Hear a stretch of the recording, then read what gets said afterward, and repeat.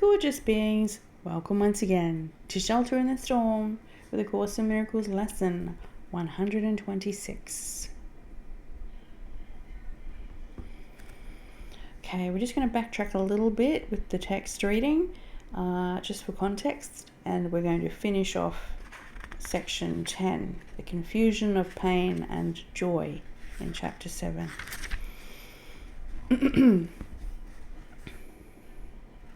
You believe that doing the opposite of God's will can be better for you. You also believe that it is possible to do the opposite of God's will. Therefore, you believe that an impossible choice is open to you, and one which is both fearful and desirable. Yet God wills. He does not wish. Your will is as powerful as His because it is His. The ego's wishes do not mean anything because the ego wishes for the impossible. You can wish for the impossible, but you can will only with God. This is the ego's weakness and your strength. The Holy Spirit always sides with you and with your strength. As long as you avoid His guidance in any way, you want to be weak. Yet weakness is frightening. What else, then, can this decision mean, except that you want to be fearful? The Holy Spirit never asks for sacrifice, but the ego always does. When you are confused about this distinction in motivation, it can only be due to projection. Projection is a confusion in motivation, and given this confusion, trust becomes impossible. No one gladly obeys a guide he does not trust. But this does not mean that the guide is untrustworthy. In this case, it always means that the follower is. However, this, too, is merely a matter of his own belief. Believing that he can betray, he believes that everything can betray him. Yet this is only because he has elected to follow false guidance. Unable to follow this guidance without fear, he associates fear with guidance and refuses to follow any guidance at all. If the result of this decision is confusion, this is hardly surprising. The Holy Spirit is perfectly trustworthy, as are you. God Himself trusts you, and therefore your trustworthiness is beyond question. It will always remain beyond question, however much you may question it. I said before that you are the will of God. His wish is not an idle wish. His will is not an idle wish. And your identification with His will is not optional, since it is what you are. Sharing His will with me is not really open to choice, though it may seem to be. The whole separation lies in this error. The only way out of the error is to decide that you do not have to decide anything. Everything has been given you by God's decision. That is His will, and you cannot undo it. Even the relinquishment of your false decision-making prerogative, which the ego guards so jealously, is not accomplished by your wish. It is accomplished for you by the will of God, who has not left you comfortless. His voice will teach you how to distinguish between pain and joy, and will lead you out of the confusion you have made. There is no confusion in the mind of a son of God, whose will must be the will of the Father, because the Father's will is his Son. Miracles are in accord with the will of God, whose will you do not know, because you are confused about what you will. This means that you are confused about what you are. If you are God's will and do not accept his will, you are denying joy. The miracle is therefore a lesson in what joy is. Being a lesson in sharing it is a lesson in love, which is joy.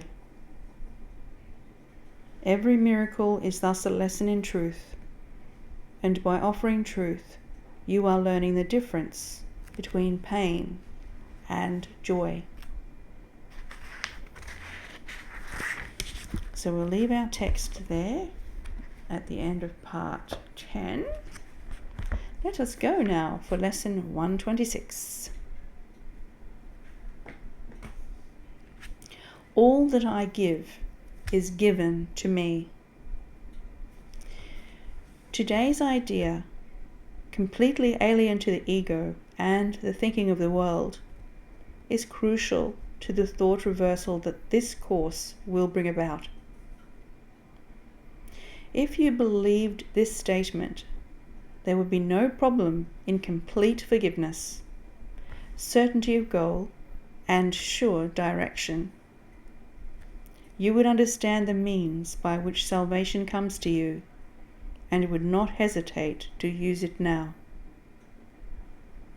Let us consider what you do believe in place of this idea. It seems to you that other people are apart from you and able to behave in ways which have no bearing on your thoughts, nor yours on theirs. Therefore, your attitudes have no effect on them, and their appeals for help are not in any way related to your own.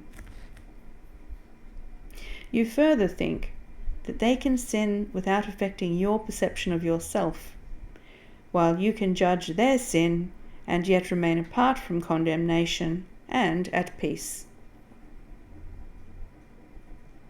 When you forgive a sin, there is no gain to you directly. You give charity to one unworthy, merely to point out that you are better, on a higher plane than he whom you forgive. He has not earned your charitable tolerance, which you bestow on one unworthy of the gift, because his sins have lowered him beneath the true equality with you. He has no claim on your forgiveness. It holds out a gift to him, but hardly to yourself. Thus is forgiveness basically unsound, a charitable whim, benevolent yet undeserved, a gift bestowed at times, at other times withheld. Unmerited, withholding it is just, nor is it fair that you should suffer when it is withheld.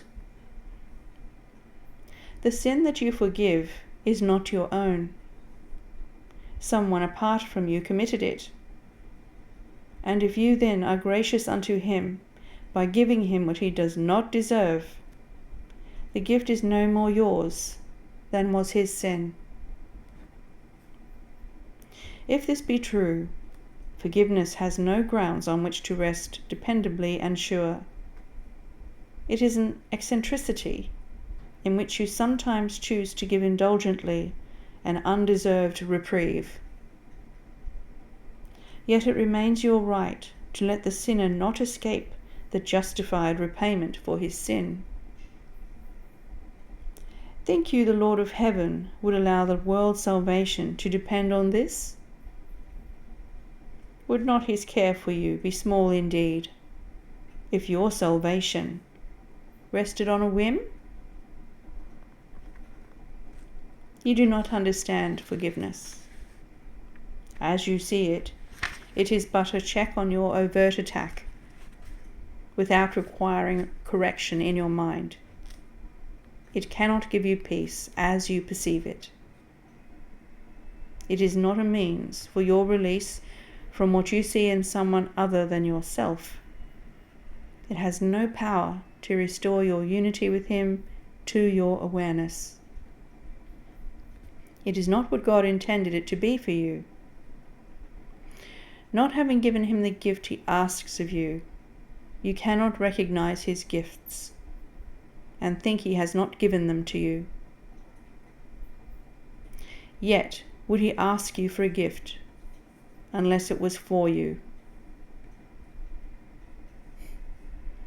Could he be satisfied with empty gestures and evaluate such petty gifts as worthy of his Son? Salvation is a better gift than this, and true forgiveness, as the means by which it is attained, must heal the mind that gives, for giving is receiving. What remains as unreceived has not been given, but what has been given must have been received.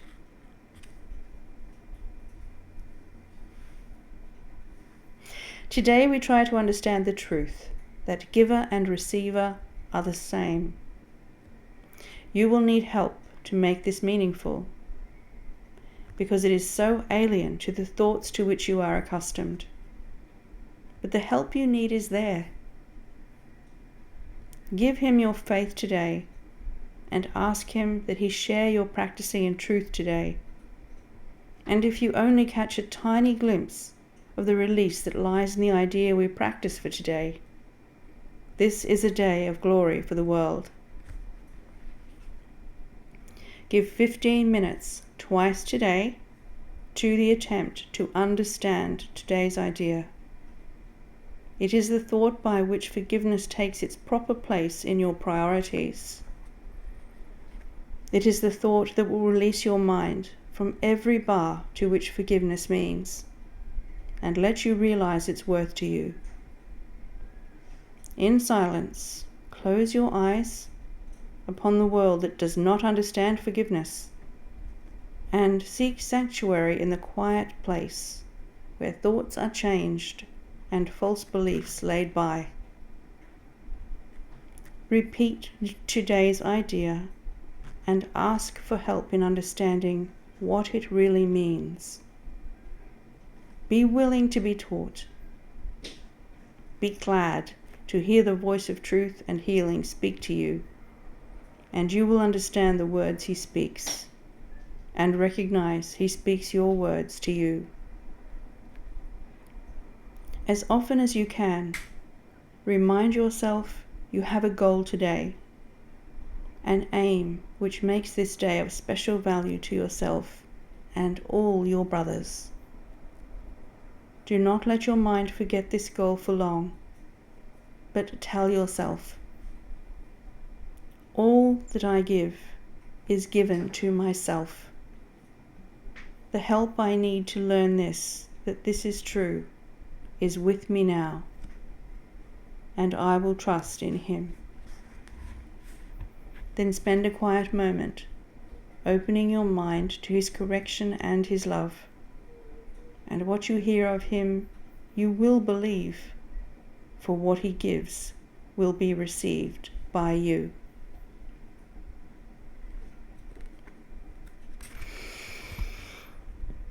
Okay, that's lesson 126. True forgiveness. It isn't easy. All that I give is given to me. An appropriate picture there by Renee Phillips.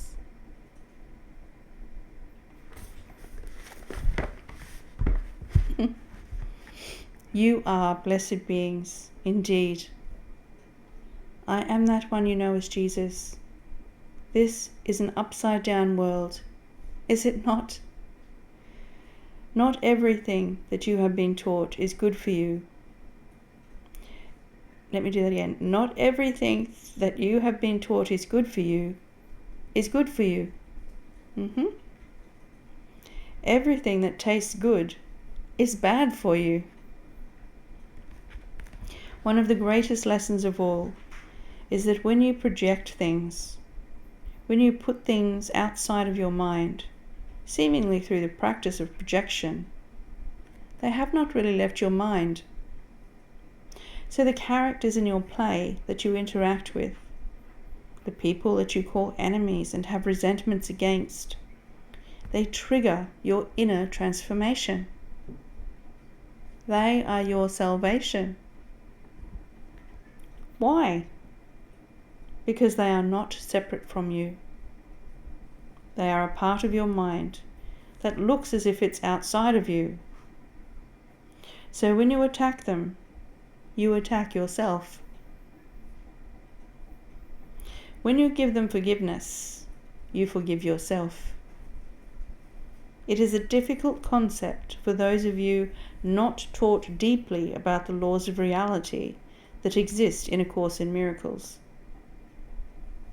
If you do these lessons, but do not study the text, you become more confused as we go along. We want to emphasize this at this time, because the lessons and the transformation of mind that the lessons bring you, are based on the theoretical understanding of the text. There are going to be shifts and changes in your consciousness that, if you do not understand what they are based on, might frighten you. Instead of gratitude for the transformations that take place in your consciousness, you might feel fear because you do not understand the principles these lessons are based on. For those of you who have not yet brought the book, today is the day that you need to buy the book and follow along with the text for these lessons. Today is the day you need to begin reading the text, even if you don't understand it. The sophisticated language is designed to transform the inner layers of your consciousness, both your conscious mind and the subconscious aspects you are completely unaware of, until they are triggered and come up into your conscious mind. For example, perhaps you have unresolved issues with your mother. You live far away from her and you don't talk to her anymore. You might meet people who remind you of the unforgiven aspects of your thoughts, beliefs, and ideas about her. It might be somebody you work with that has a similar personality type, or speaks in the same kind of language, or values the same sorts of things. Your unforgiveness of your mother will be brought to the surface of your conscious mind for your assessment. If you do not understand what's going on here, you will dislike the person who has triggered these old and unforgiven aspects. You think you do not like them, and that you should stay away from them. On the contrary, this person is sent to you as a gift to bring up your unresolved and unforgiven aspects concerning your mother. This is a very important principle for you to understand. When people bring up in you pain that already exists in your mind, it is not your job to attack them, but to give thanks. It is your job to forgive them, so that you also may receive the gift of forgiveness, and some of the dark shadows lurking in your unconscious mind are revealed. These principles are important for you to understand at this stage, because you begin to experience the deeper, darker realms of your consciousness as we move further into these lessons. So we want you to really understand that. And as we said, for those of you who do not follow along with the text, we would like you to do that now. So purchase your book. Ask to borrow a friend's copy if it's not being used. but we recommend you have your own text. At this point, do not belabor which text you buy. The lessons are all the same. If there are slight variations, it does not matter. A word here, a word there, does not matter. Your forgiveness practice transforms everything. It is not the word on the typed page. There are many discussions about the different texts. We want you to understand there are differences. Editing has happened in these texts. Just choose the book that comes your way, the one that appeals to you. You want to do the lessons. And for those of you who have not yet begun to study the text, now is the time. You do not want to get left behind. You do not want to become confused because you do not understand the principles on which these powerful, transformative lessons are based. I am that one you know as Jesus, and we will see you again tomorrow. We finished the long reading tonight. It was quite long today, wasn't it, guys? Thank you for joining me. Much love. Namaste.